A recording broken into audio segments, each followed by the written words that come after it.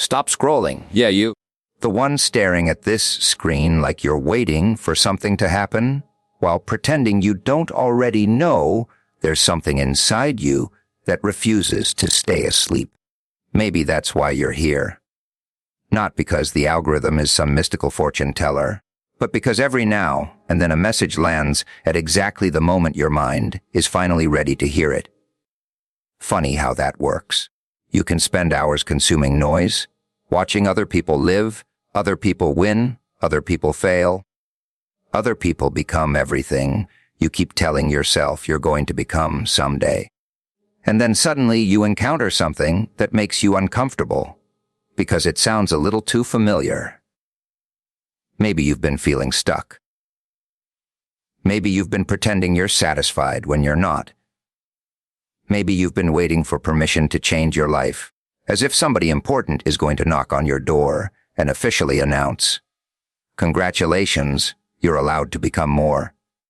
No one's coming. That's the joke. The version of you that keeps waiting for the perfect moment is slowly becoming very talented at wasting imperfect ones. Your soul may already know what your mind keeps arguing about. You know which habit is draining you. You know which excuse you've repeated so many times, it practically has its own apartment. You know which conversation you're avoiding, which goal you've postponed, which fear you've dressed up as logic. And maybe that's why this message feels different, because somewhere underneath all the noise, you already know. You don't need another 100 motivational quotes. You need the courage to stop negotiating with the person you've become and start listening to the person you're capable of becoming. Maybe you're not here to feel comfortable. Maybe you're here to wake something up, to question the routine, to challenge the excuses, to finally admit that the life you want is going to require a version of you that doesn't exist yet, and becoming that person means letting certain habits, distractions, relationships, and old identities lose their grip on you, while you stand there, quietly realizing that the answer you've been searching for may have been buried underneath all the noise you've been using to avoid hearing yourself clearly. You know that little voice you keep trying to drown out. The one that shows up when everything gets quiet, when the phone isn't distracting you, when nobody is around to tell you what you should think, and suddenly you hear yourself asking uncomfortable questions. Is this really the life I want? Why am I still doing this? What am I waiting for? Funny, isn't it? You can ignore 1,000 people, but ignoring yourself gets much harder when the noise finally disappears. Maybe you've been running from that inner voice because it doesn't tell you what you want to hear. It doesn't promise comfort. It doesn't tell you that everything will magically fix itself while you continue doing exactly what you've always done. It points directly at the habits you've been protecting, the excuses you've been rehearsing, and the choices you've been postponing. And that's uncomfortable because deep down, you already know where some of those choices are leading. You know which habit steals your time. You know which distraction keeps you from doing the work. You know which relationship leaves you exhausted. You know which dream keeps coming back no matter how many times you bury it under another excuse. But instead of listening, you reach for another distraction, another video, another conversation, another reason to say, "I'll start tomorrow." Tomorrow is a fascinating place. Everybody seems to have plans to become extraordinary there, but somehow nobody ever arrives. You don't need to be perfect to listen to yourself. You don't need to have every answer. You simply need enough honesty to admit when something isn't working. That's where change begins. Not with some dramatic transformation. Not with waking up suddenly fearless and unstoppable. It begins with one uncomfortable realization. I can't keep doing this to myself. That sentence can change everything when you actually mean it. Because once you stop lying to yourself, the excuses lose some of their power. You start noticing the patterns. You recognize how often you choose comfort over progress. You recognize how quickly you reach for entertainment whenever something becomes difficult. You recognize how easily you blame circumstances when taking responsibility would require you to change. And no, that doesn't mean everything is your fault. Life can be unfair. People can hurt you. Circumstances can make things harder than they should be. But somewhere inside all that chaos, there are still decisions that belong to you. That's where your power lies. You can't control everything that happens, but you can control whether you keep repeating the same response. You can choose what deserves your attention. You can choose what habits stay and what habits go. You can choose whether fear gets to make every important decision for you. Your inner voice isn't necessarily telling you that you need to destroy your entire life overnight. Sometimes it's saying something much simpler. Start. Make the call. Learn the skill. Set the boundary. Wake up earlier. Stop chasing approval. Finish what you started. Take one step instead of spending another year imagining the journey. Because that quiet voice isn't always asking for a revolution. Sometimes it's asking for honesty. And once you're finally honest enough to hear it, you begin realizing that the person you've been waiting for to rescue your future has been sitting inside you the entire time, waiting for you to stop drowning them out with excuses, distractions, and endless promises about what you'll become someday, while the life you're capable of building keeps waiting for one decision that only you can make. You've outgrown some of the excuses you're still carrying around like they're family heirlooms. Funny, isn't it? You know they're outdated. You know they don't fit anymore. But you keep dragging them into every new chapter like they're somehow protecting you. I don't have time. I'm not ready. Maybe next month. Things are too complicated. I'll start when everything settles down. And somehow everything never settles down. Life keeps moving while you keep waiting for a perfect moment that apparently got lost in the mail. The uncomfortable truth is that some excuses were useful once. Maybe they protected you when you were afraid. Maybe they helped you survive a difficult period. Maybe you genuinely didn't have the resources, confidence, or knowledge you needed back then.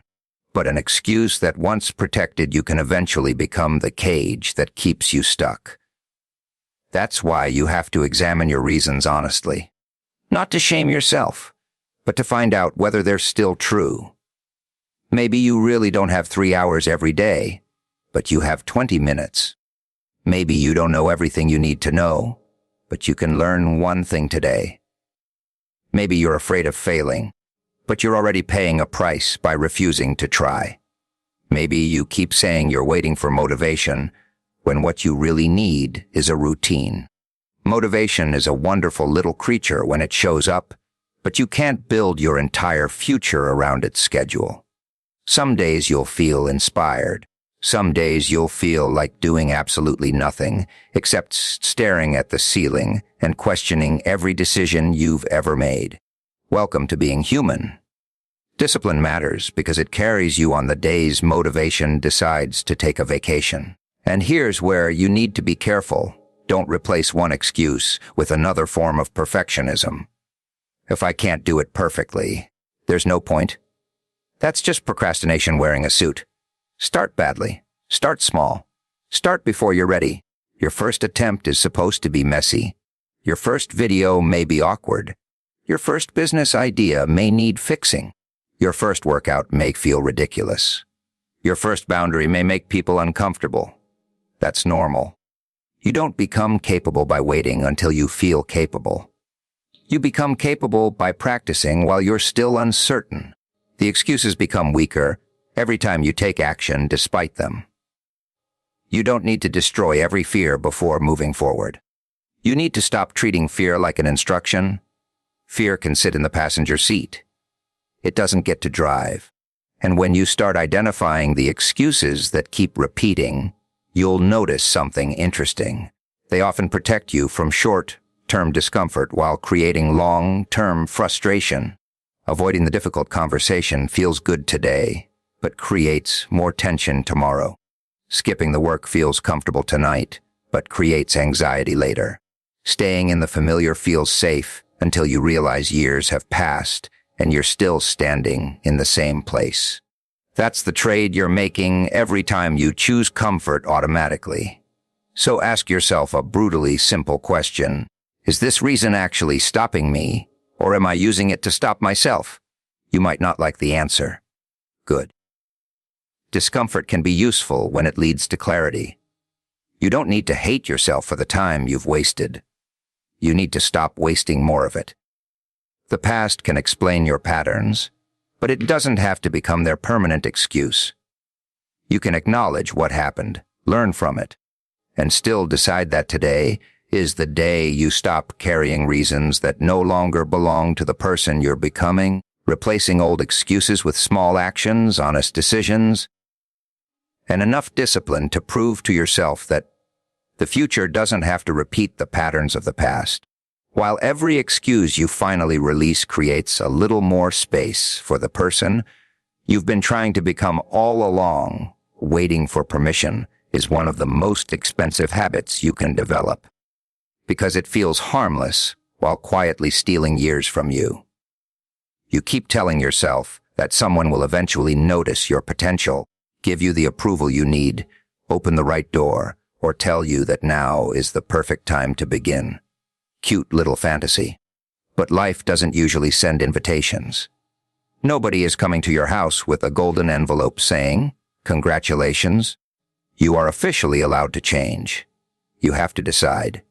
And that's where things become uncomfortable, because once you realize nobody is coming to give you permission, you also realize the responsibility belongs to you.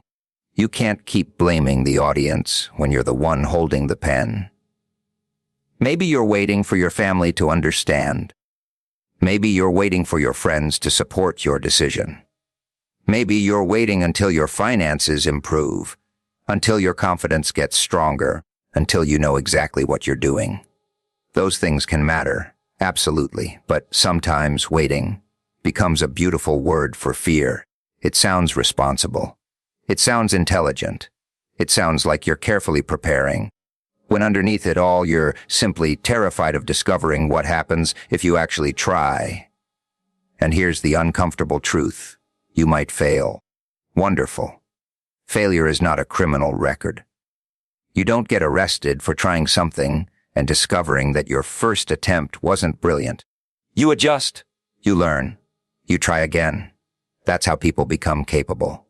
Nobody becomes excellent by sitting around waiting for certainty. Certainty is usually something you gain after taking action, not before. You start walking, then you understand the road. You make the call, then you discover what the conversation requires. You begin learning, then you discover what you don't know. You take responsibility, then your confidence starts catching up. And the people who don't understand your decision don't have to understand it. That's another trap. You can spend your entire life explaining yourself to people who aren't living your life. They don't pay the price of your hesitation. They don't carry the regret of the opportunities you avoided. They don't wake up inside your mind wondering what could have happened if you had been brave enough to begin. So stop making their approval a requirement for your growth. Listen to advice, sure. Learn from people who have experience. Accept useful criticism. But don't confuse guidance with permission. There is a difference. Permission means someone else gets to decide whether you're allowed to move. Guidance means you hear information and then make your own decision. That's adulthood. That's responsibility. You don't need everyone to understand the vision before you take the first step. Sometimes people only understand after the results become visible.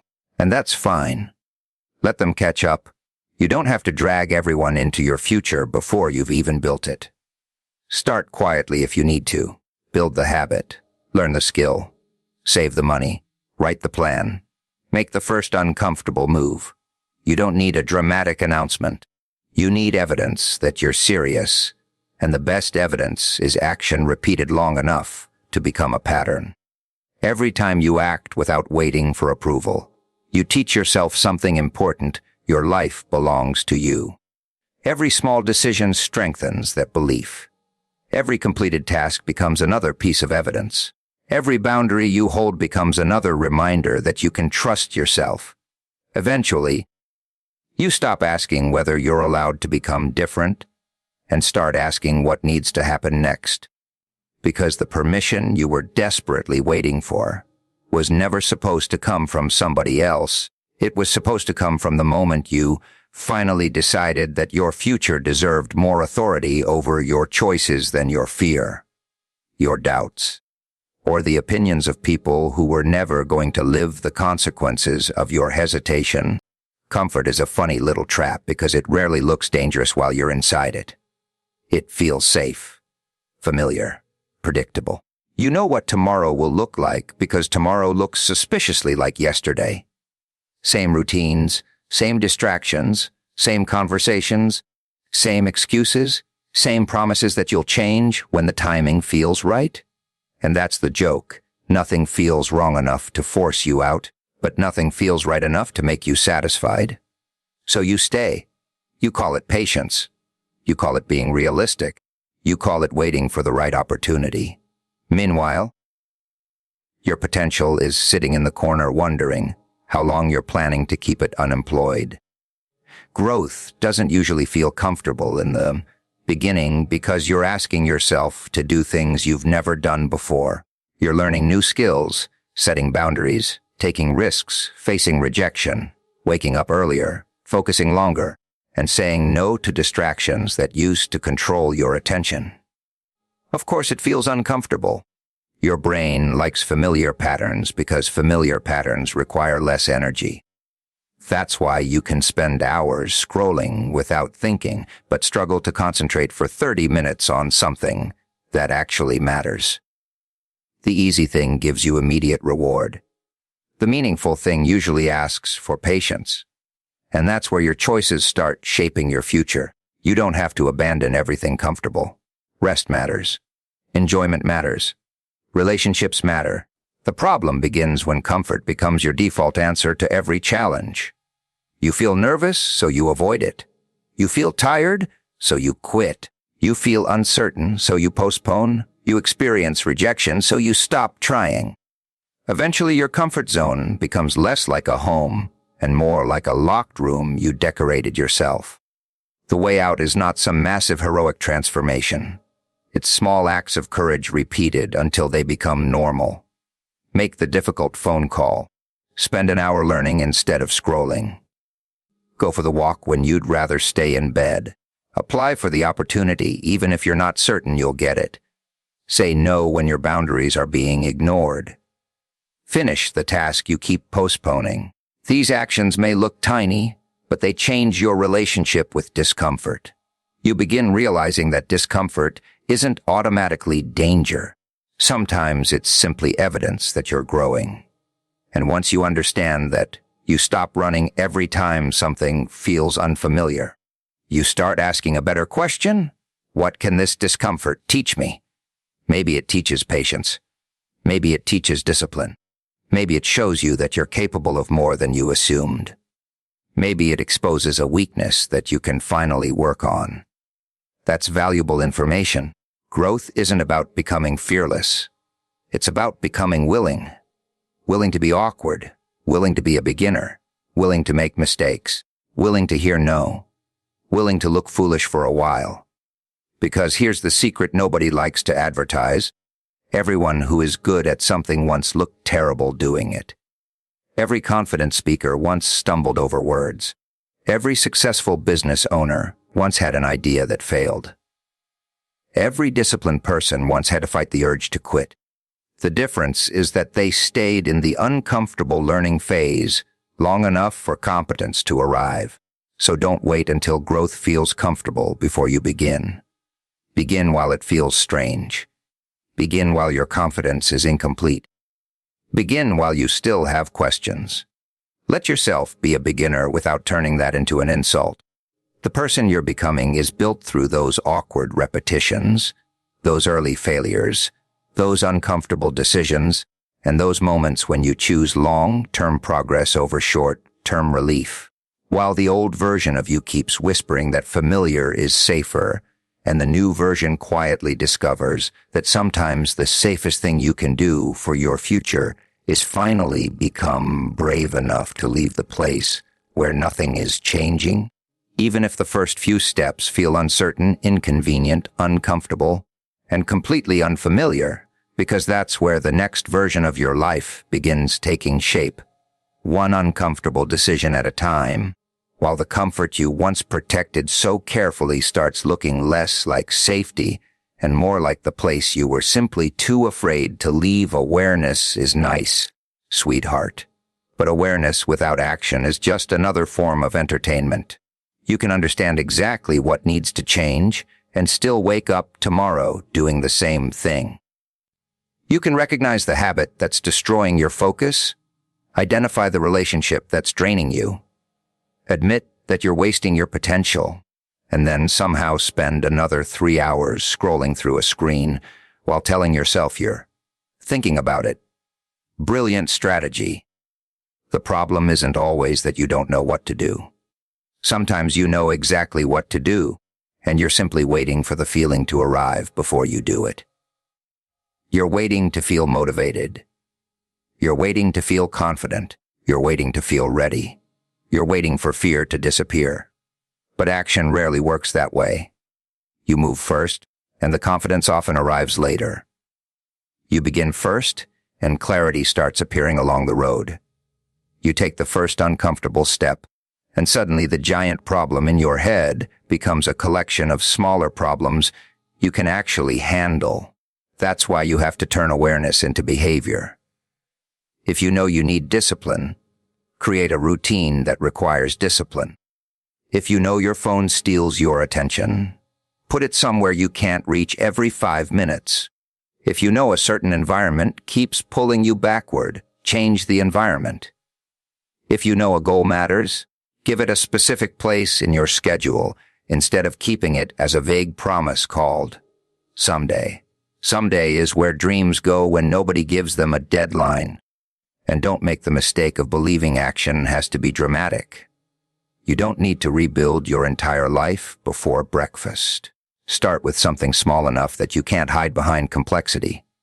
10 focused minutes, 1 page, 1 phone call, 1 workout, 1 application, 1 honest conversation, 1 decision to stop doing something you already know is hurting you. Small actions become evidence. Evidence becomes confidence. Confidence makes larger actions easier. That's how momentum works. You don't wait for momentum like it's a bus schedule. You create it by moving. And yes, there will be days when you don't feel like doing anything. Welcome to the club. Discipline becomes important precisely because motivation isn't reliable. If you only act when you feel inspired, your future becomes dependent on your mood. That's a terrible business model. Your feelings matter, but they don't need to become your manager. You can feel tired and still complete one important task. You can feel nervous and still make the call. You can feel uncertain and still begin learning. You can feel afraid and still take the next step. The goal isn't to become a machine without emotions. The goal is to stop letting every emotion decide your direction. And once you start acting on what you already know, something strange happens. The voice inside you becomes quieter because you're finally proving to yourself that you're listening. You stop needing endless motivation because your actions begin creating their own momentum. You stop wondering whether you're capable because you're collecting evidence through experience. You stop fantasizing about the future and start participating in it. That's when the message you needed becomes much simpler. Stop waiting for another sign. You already have enough information to begin. Take the lesson, make the decision, do the next useful thing, then do it again tomorrow. And when you fail, adjust instead of disappearing. When you lose momentum, restart instead of declaring yourself finished.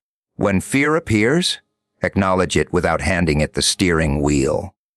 Because the person you keep imagining yourself becoming isn't created by one massive moment of inspiration, but by hundreds of ordinary decisions made when nobody is watching. Decisions that slowly transform intention into habit, habit into character, and character into a life that finally looks different because you stopped asking what you should do and started doing what you already knew mattered, one deliberate action after another, while the future you kept imagining finally begins to recognize you as the person who was willing to move before everything felt perfectly ready, perfectly safe, or perfectly clear, because clarity often arrives after the first step, confidence often arrives after repetition, and transformation often begins in the exact moment you stop waiting for permission, motivation, certainty, or another sign, and finally decide to act on the truth you already knew but kept postponing, while every small action becomes another piece of evidence that you are no longer just thinking about changing your life, but actually becoming the person capable of living it. One choice, one habit, one uncomfortable step, and one honest decision at a time, until the distance between who you are and who you said you wanted to become starts disappearing, because you finally stopped watching your own potential from the sidelines and seeped into the work yourself, without needing the perfect mood, the perfect moment, or the approval of anyone else to tell you that you were ready to begin. And that's when everything starts to change, because you are no longer waiting for your life to give you a reason to move. You are becoming the reason yourself, carrying the responsibility forward without needing another excuse to stay exactly where you were.